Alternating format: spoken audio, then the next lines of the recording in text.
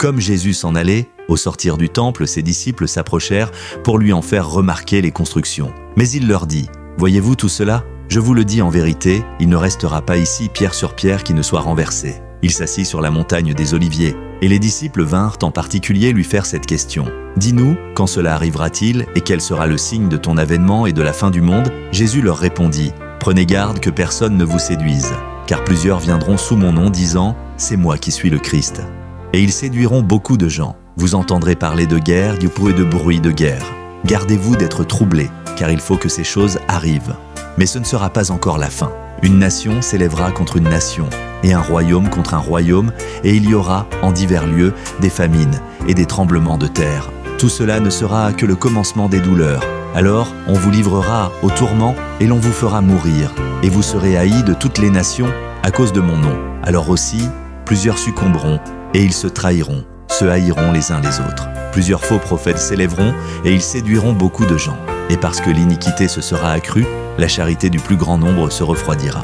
Mais celui qui persévérera jusqu'à la fin sera sauvé. Cette bonne nouvelle du royaume sera prêchée dans le monde entier pour servir de témoignage à toutes les nations. Alors viendra la fin. C'est pourquoi, lorsque vous verrez l'abomination de la désolation dont a parlé le prophète Daniel, établie en lieu saint, que celui qui lit fasse attention.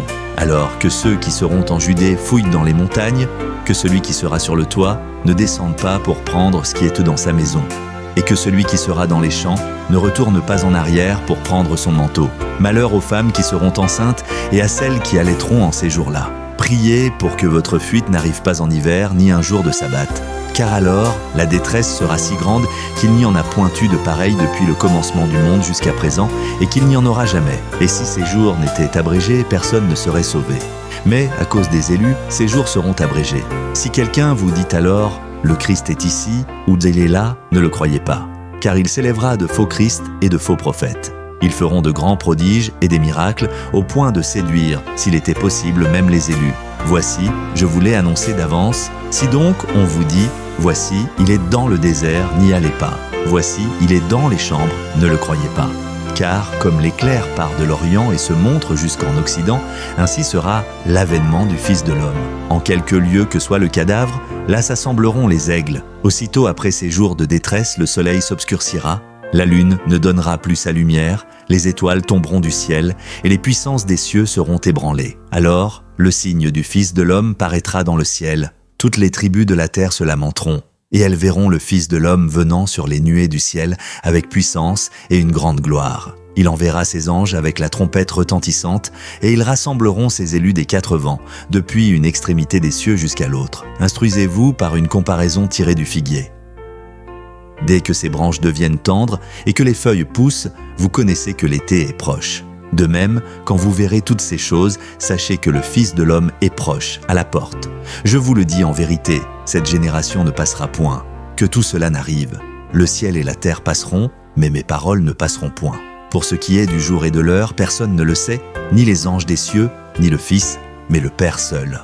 Ce qui arriva du temps de Noé arrivera de même à l'avènement du Fils de l'homme. Car, dans les jours qui précédèrent le déluge, les hommes mangeaient et buvaient, se mariaient et marièrent leurs enfants, jusqu'au jour où Noé entra dans l'arche. Et ils ne se doutèrent de rien jusqu'à ce que le déluge vint et les emporta tous. Il en sera de même à l'avènement du Fils de l'homme. Alors, de deux hommes qui seront dans un champ, l'un sera pris et l'autre laissé. De deux femmes qui moudront à la meule, l'une sera prise et l'autre laissée. Veillez donc, puisque vous ne savez pas à quel jour votre Seigneur viendra. Sachez-le bien, si le maître de la maison savait à quelle veille de la nuit le voleur doit venir, il veillerait et ne laisserait pas percer sa maison. C'est pourquoi vous aussi tenez-vous prêts, car le Fils de l'homme viendra à l'heure où vous n'y penserez pas.